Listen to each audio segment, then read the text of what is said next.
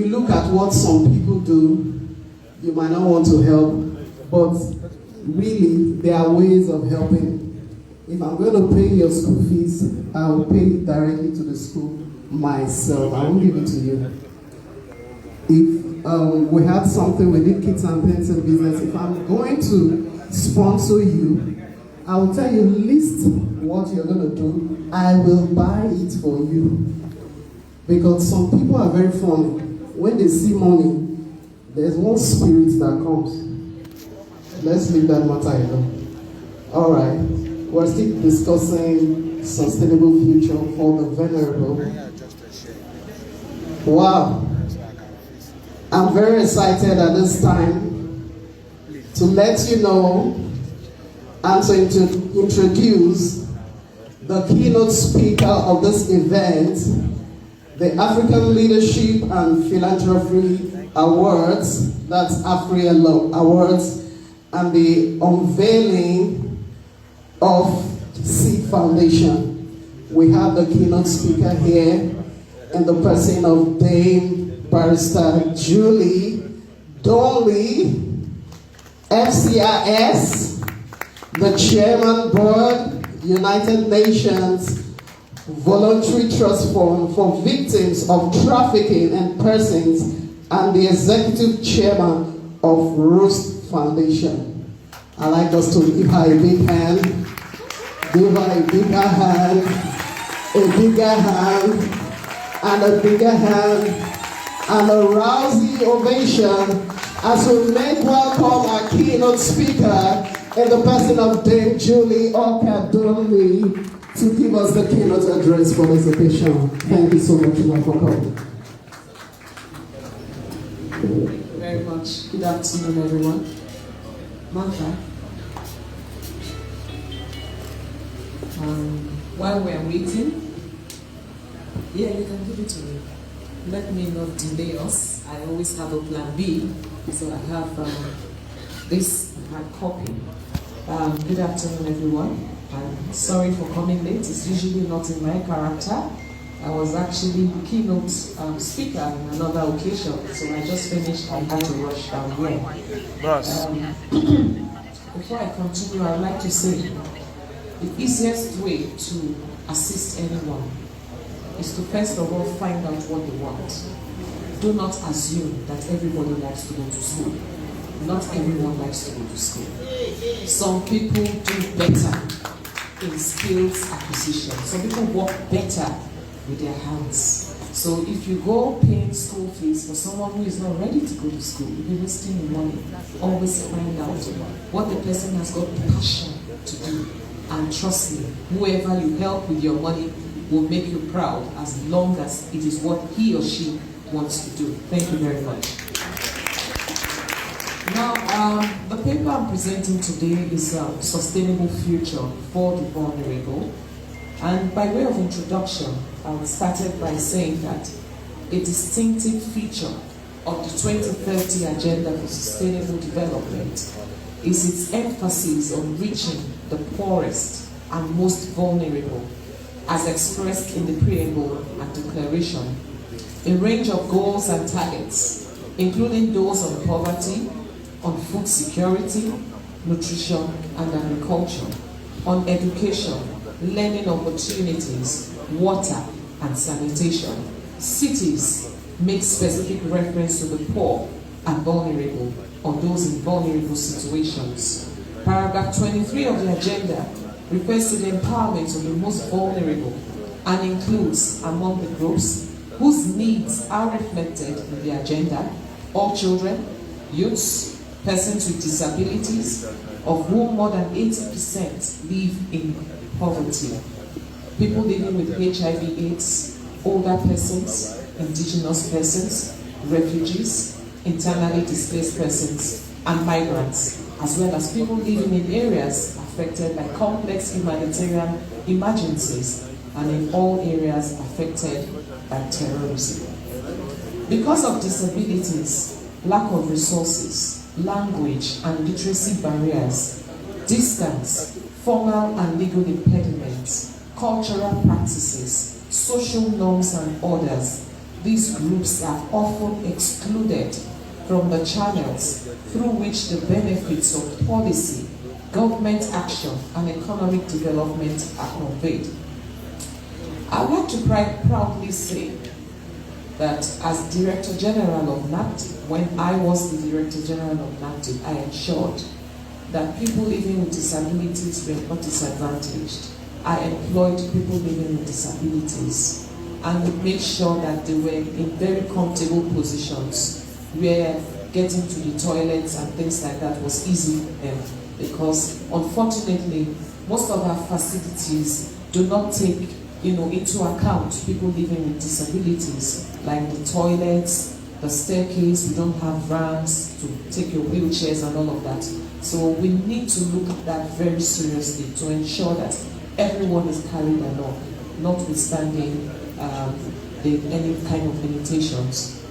Then access to education, adequate housing, basic services, social protection, jobs, financing, legal protection, protection from environmental hazards and natural disasters, and opportunities to participate in decision making are often out of reach or prohibitively costly for precisely those groups that need them most. We find out that most of the time, government policies, all sorts of policies, they don't take these guys into consideration. Vulnerable people are never carried along. They are not invited to the round table to tell us what it is that we can do that will make life easy for them.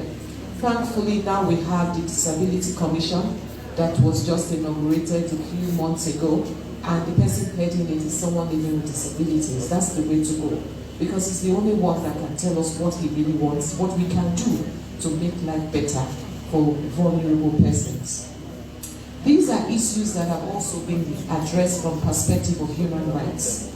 Failure to acknowledge and address factors of vulnerability and the barriers to access services, resources, and opportunities means that advances in development will not benefit the poorest and most vulnerable, and that inequalities will be aggravated rather than accentuated. Now, who is a vulnerable person?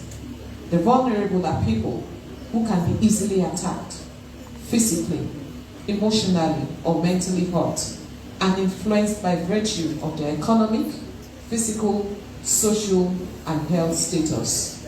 These include the sick, disabled, mentally deranged, poor, old, victims of human trafficking, children, irregular migrants, unemployed, ignorant, illiterate women, girls, and so on. You see, the word vulnerable is very, very wide. You are vulnerable when you are ignorant. And that is why a lot of people fall into trafficking. They are ignorant, so they become vulnerable. Most people think that anything outside Nigeria is the best.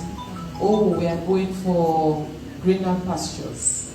And then when they finally find themselves abroad, they realize that they are just slaves in bondage. There's no place like home. But then it's usually too late. But ignorance is a major, major problem. Now, the COVID-19 and the vulnerable. The COVID-19 pandemic came with its attendant challenges, cutting across all sectors of human endeavors. One thing that the pandemic has done is to exacerbate situations and make the vulnerable even more vulnerable. For instance, in the aspect of health, research has shown that elderly people and all those whose immune systems are weak and those with underlying health conditions constitute a high-risk population and are prone to contracting the virus. While the virus does not discriminate, its impacts do. The most vulnerable include those who lack water and sanitation systems to allow for frequent hand washing, people with poor housing conditions, making it difficult to practice social distancing, people in confinement, such as care homes, women and children suffering from domestic violence, and people who rely on services that are stopped because resources have been diverted. As a result, we are at risk of leaving behind people who are already behind.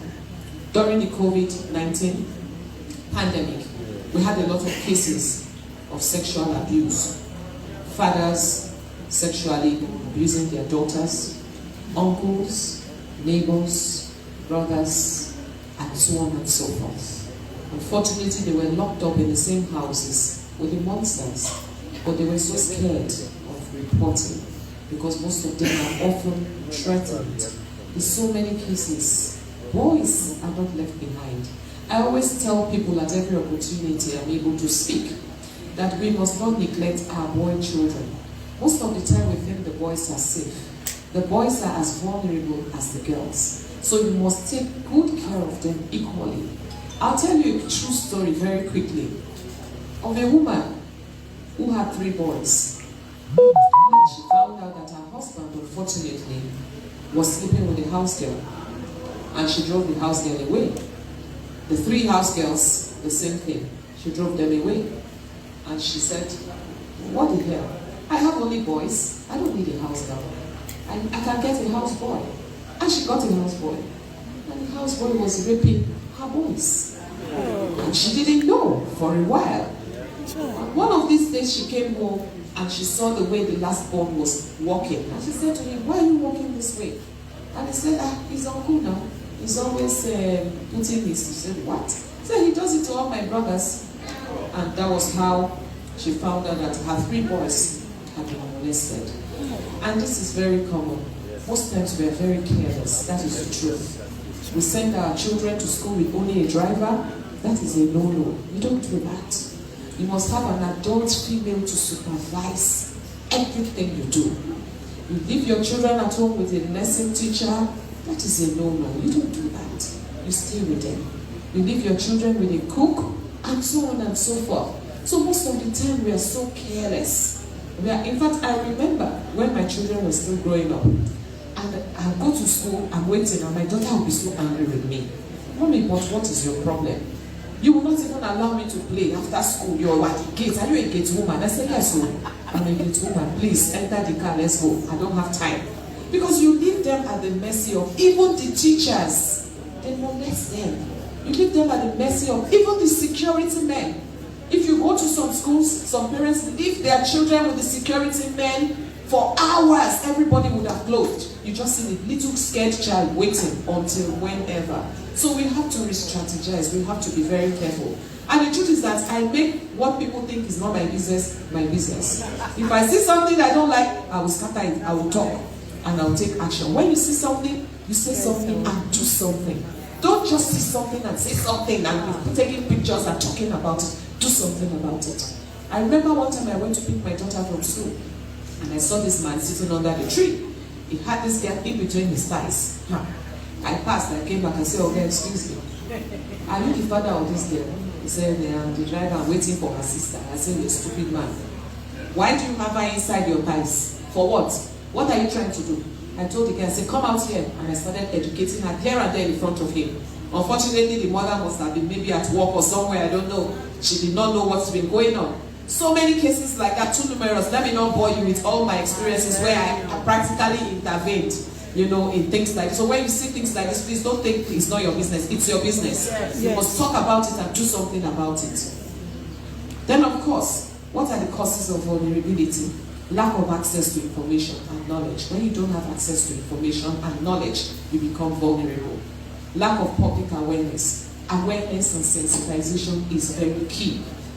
If these guys don't know what their rights are, then you cannot protect them. They cannot protect themselves. So you need to teach them what their rights are. Yes, the fact that you're physically challenged does not mean you don't have a right. You have a right. Equal rights like everyone. The fact that you're a child does not mean you don't have rights. Nobody has a right to touch you inappropriately. So you need to educate people on what their rights are. You need to raise an awareness and sensitization on all these things that are going on. These things are real. There's no need for us to pretend that they don't happen. It happens every day. We need to talk about it, and that's the only way we can prevent it. Limited access to political power and representation. Political vulnerability is huge. Who are those that are making the laws? Ugo, it's your men. So when they make laws, they make it very, it doesn't benefit us, the women. So we're also vulnerable politically. You go to the House of Assembly, you go to the House of Reps, you go to the Senate. I know how many women are there. And I always tell women anywhere I go, I tell my Ijaw women in Bayelsa, you are not clappers and dancers for the men. Excuse me, hello? Why can't you be a governor? Who told you to go and clap and dance for any man? Why are you not clapping and dancing for the women and for yourselves? So this is the kind of mindset. We need to change our mindset. We need to change the way we think. You have chairman, local government. How many chairmen are women? Who told you that a woman cannot be chairman in a local government? Or a council or a what? You know, so we need to begin to see ourselves as, you know, politically vulnerable and change the mindsets. Then of course, there are issues of poverty, ignorance, illiteracy, religious fanaticism, war, drug abuse, human trafficking, irregular migration. When you migrate irregularly, you become vulnerable to human trafficking and all sorts. Parental neglect, sometimes the parents are just careless, they have too many children, they can't be bothered. Then of course, lack of opportunities, unemployment, insecurity, hunger, and deprivation. Challenges faced by the vulnerable. Domestic abuse. You know, most of these children and most women are very, very, they are, what's this English I'm trying to use? They are guilty. You have underage girls in your homes as house girls. No, that is a crime. You cannot employ an underage girl. Sometimes you go to church, you see a woman with a 10, 9, 11-year-old girl carrying a baby. A girl that cannot even carry herself is carrying babies, is working. What work can she do for you? What work can she do for you? She can't even take care of herself. How can she take care of the children? I always tell women, every opportunity, look, I'm not joking. I'm telling you seriously that when I was growing up, I never had a young girl as a house girl. Madam Agnes is here. I'm sure she knows. She can testify. I didn't even know she was here. I just saw her. I never had young underage girls as my house girls. If my husband thinks that he wants to pleasure himself, that is his headache. But I am not going to get an underage girl in my house to take care of my children. Because they can't take care of themselves. And let me tell you something. When you have an underage girl, let me tell you what will happen. Your children, especially girls, are at risk. Because she's still a child, whether you like it or not. So the driver, the security man, the maid or whoever will give her money to go and buy sweets and say, leave the pikin, make I look out for you. And he will do whatever he wants to do with your child. And you will never know anything has happened. So you are just putting your children at risk when you have underage girls that are not mature and don't even know what is going on. So you have to be very careful, women. All these underage girls you're employing in your house, you're doing yourself a lot of injustice. You need to stop. Then of course, vulnerables, they can be verbally abused, mentally abused. People treat them anyhow, talk to them very rudely. A blind girl called me and told me that some of her colleagues were raped and she wanted justice. And I tried as much as possible to make sure that we arrested and prosecuted the perpetrators. But these things happen every day to vulnerable people everywhere, all the time. Discrimination and inequality, hunger and deprivation, homelessness, health challenges, depression, boredom, mediocrity, anger, social isolation. They are isolated. Human trafficking, of course, irregular marriage, forced and child marriages. Do you know that most, if not all, of the beggars you see are trafficked? Are you aware? Most of the physically challenged beggars you see all over the place are not begging for themselves. Most of them have been kidnapped. Most of them are trafficked. Every penny that they get, somebody is receiving it. Are you aware? That's what is going on. So, and it has encouraged a lot of kidnapping, that they actually kidnap from one end of the country to another end to put these guys on the street to work. You see women on the streets carrying twins. They are not their babies. Now we have a lot of orphanage trafficking going on. The orphanages lease out these babies. It's now a business for them. That's why you have to be very careful when you go and celebrate your birthdays in orphanages. You need to be very careful where you celebrate your orphanages so that indirectly we are not encouraging trafficking, slavery, kidnapping, and so on and so forth. All of these things happen and they are real. They are exposed to organ harvesting, emotional trauma, physical effect, bodily harm, burns, marks, deformity, stigmatization, loss of confidence, rejection by family and friends. And what are the signs of vulnerability? When you are vulnerable, you fall easily for anyone. Anybody can tell you anything and you just fall. Oh, I love you, you know you're doing something. And you feel because you're looking for love, you just fall immediately. You don't open up easily. You find out that most people that are, vulnerable, they are quiet. Not because they are quiet. They are scared to talk. They can't say anything. So you need to find out when you see someone that is very timid, you need to investigate, take a step closer. Why are you so timid? What's going on? You'll find out that most of the time something is wrong. You find that a man is a rapist and you don't bother to find out why. Something is wrong. Something happened to them most of the time when they were growing up and they didn't take care of that thing and they turned out to be monsters doing exactly what was done to them. So most times when you see signs like this, you must do yourself well by investigating and helping through psychosocial support, through medical support, and encouragement, mentoring, supervision, and so on and so forth. You question if people like you looking for, you question, you're always looking for validation. Did I do well? Am I okay? Are you sure? Do you think people will like me? Do you think, you're always looking for validation because you don't have self-confidence. And that's why it's important to teach your children how to be confident. You must teach your children to be confident right from when they are growing up. If you see your children are timid, tell them, no. This is not my child. My child is confident. Agnes, you know me now. Now, confident that they call me now. Are you joking? What are you talking about? Nobody is finer than you. How? From where? Where are you passing from? I remember when my daughter was growing up in school. My daughter would come home every day and say, Mommy, there's this girl in my class. What is this girl's name? I can't even remember. Let me just give her a name. Let's say Jessica. Jessica, that's her name. Mommy, this Jessica, she's the most popular girl in school. I said, really? Mommy, do you know the way she dresses? I said, hey. I said, Zainab, are you kidding me? You're telling me there's someone more popular than my daughter, Zainab? Oh my God, you must be kidding me. My daughter will look at me. Mommy, are you sure? I said, what are you talking about? You mean you don't know that you're the most beautiful and most popular girl? Okay. So I just made her say, Mommy, you're trying to make me happy. I said, no, I'm not trying to make you happy. She said, but do you even know Jessica? I said, yes. She said, when? I said, don't I come to pick you up from school? I saw Jessica and she believed me. From that day, Mommy, you know what is it? From that day, my daughter said, Mommy, you know what? Jessica is getting, she knows I'm now the most popular. I said, now you're talking. So that is the idea. The idea is that you must make your children confident, especially when you see they're losing a little bit of confidence. Because if your children are not confident, they become very vulnerable to anything. That is the beginning of a problem. So you must build the confidence and keep talking to them about confidence every day. You find out that sometimes they're extremely moody. Their loved ones have so much control over them. They are, and then they have a very low self-esteem.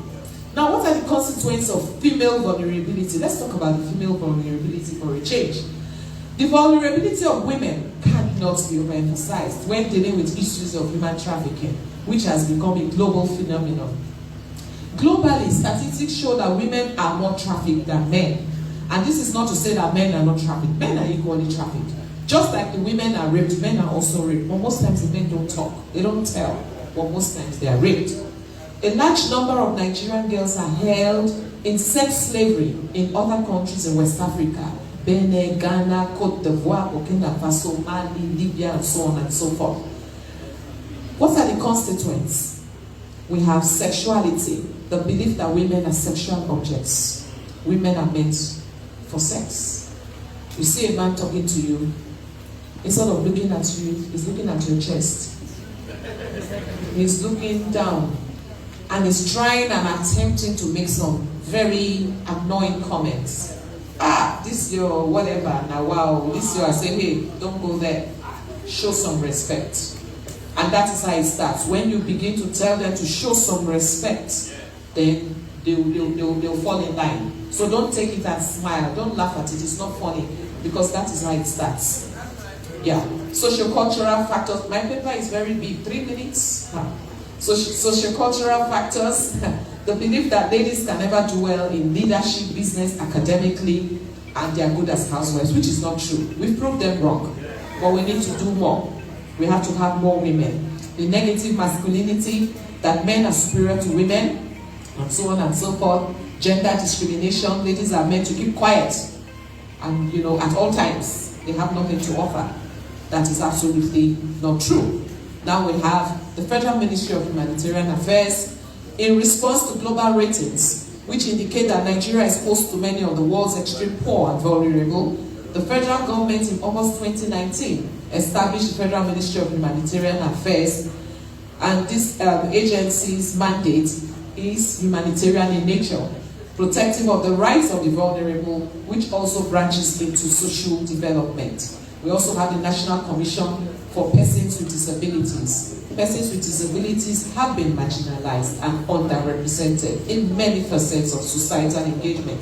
Therefore, the establishment of a body to cater for their affairs is a step in the right direction and a welcome development. And this is a signpost of social inclusion scheme of the government, because persons with disabilities constitute one of the most vulnerable, marginalized, disadvantaged, and excluded groups in Nigeria. It is also an indication that the federal government has commenced implementation of the Discrimination Against Persons with Disabilities Prohibition Act of 2018, also known as the National Disability Act. The National Commission for Persons with Disability. Under the Act, the rights and privileges of persons with disabilities include education, healthcare, priority and accommodation, and emergencies, and so on. The Act also provides a 5-year transitional period within which public buildings, structures, automobiles are to be modified to be accessible and usable by people with disabilities. Creating a sustainable future for the vulnerable. More sustained advocacy and awareness campaigns, sensitization and advocacy efforts can never go out of fashion. When it comes to creating a sustainable future for the environment, men and women must undergo orientation and reorientation on the place of the vulnerable and the disabled in the society, and why they should be treated with love and dignity. The vulnerable must be encouraged to speak up in the case of abuse. The women must be empowered. Economic empowerment of women and girls, not just women and girls, everyone, including the boys. Recognizing and valuing the women's paid and unpaid work equally with men. Most times, women and men are not paid equally, even though the women even do more work than the men.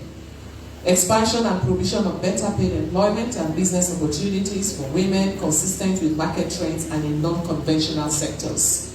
Building the capacity of women producers and entrepreneurs in product development, and so on and so forth.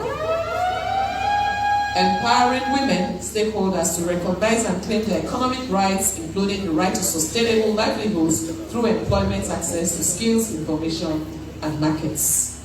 Education, skill acquisition, and empowerment programs. Like I said, not everybody will go to school.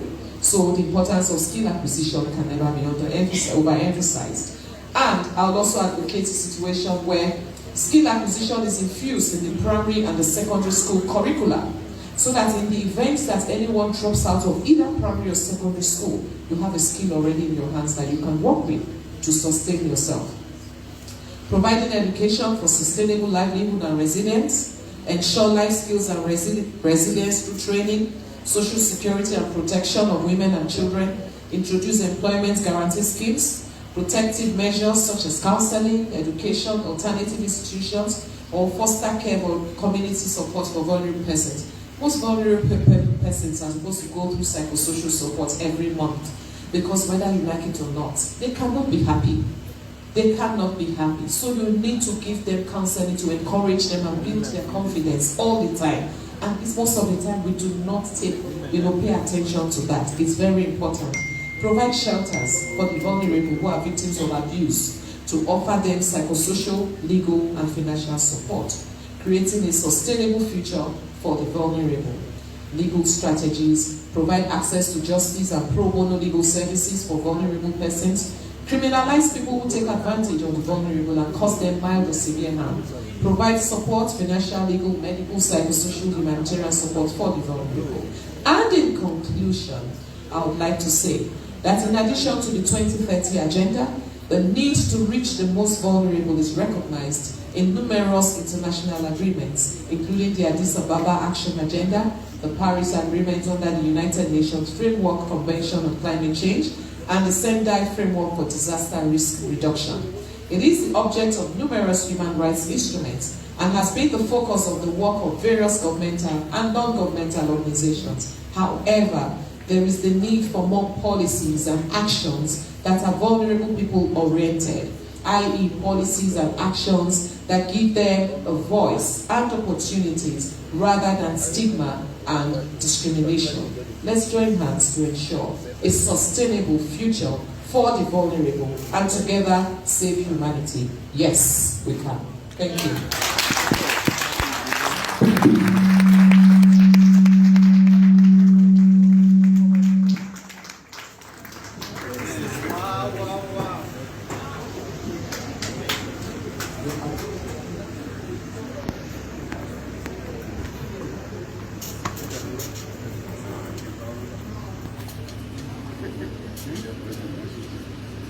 Wow, wow, wow, wow. Give her a bigger hand.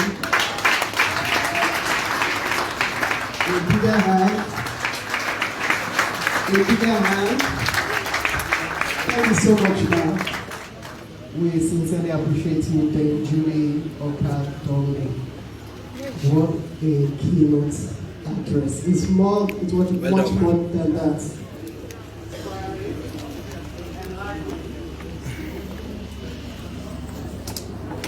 Hello? It's from there. Okay, thank you. What a keynote address. So inspiring, so enlightening. Wow. I'm sure some people are receiving some new visions and some new ideas as she was speaking. Vulnerability, it's so wide. It's really wide. I never knew vulnerability includes ignorance. I learned that today. So if you are ignorant, you are vulnerable. Wow. We used to think it's only the disabled, women, children. Now, I'll be looking at my boys very well because I only look at the girl with 3 eyes. Then one, the boy. Now I'm using 3 for all of them. Thank you so much for that inspiration.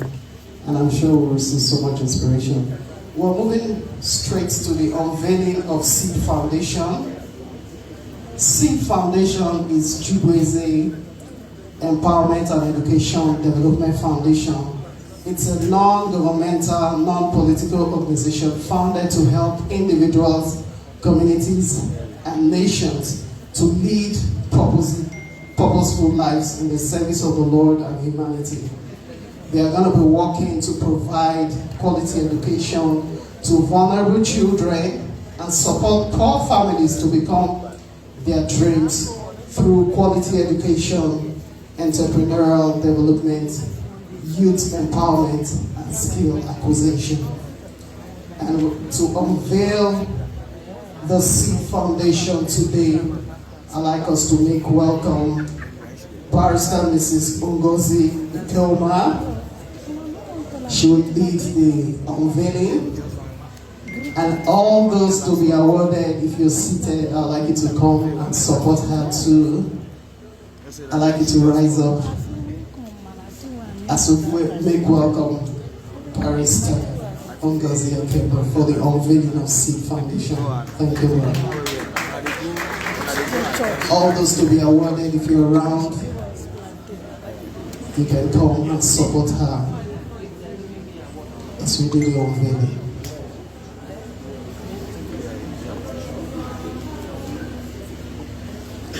After this, we'll go straight to the award presentations.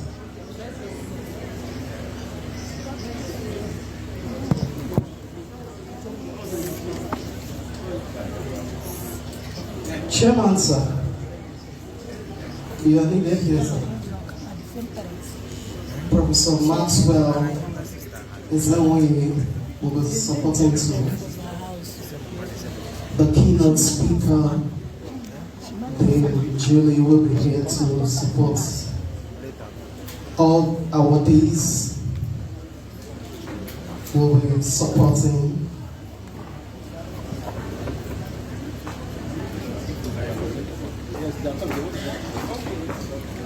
If you're a CEO of an NGO, you can support too. I'd like us to put our hands together as they come forward.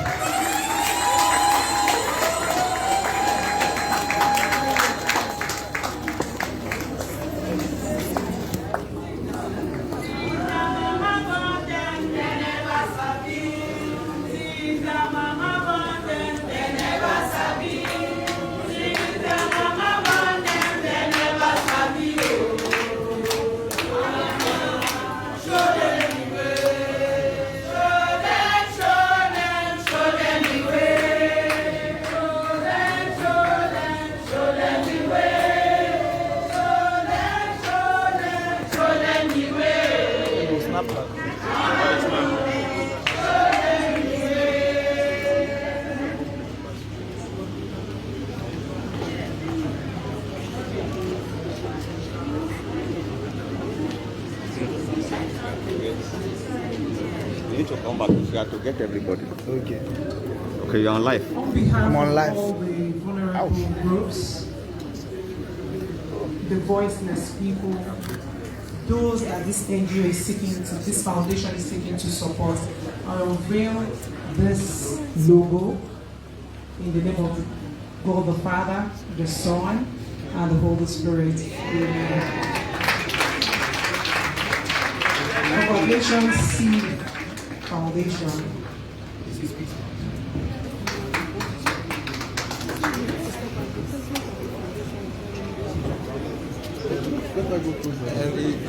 I think you should go further now.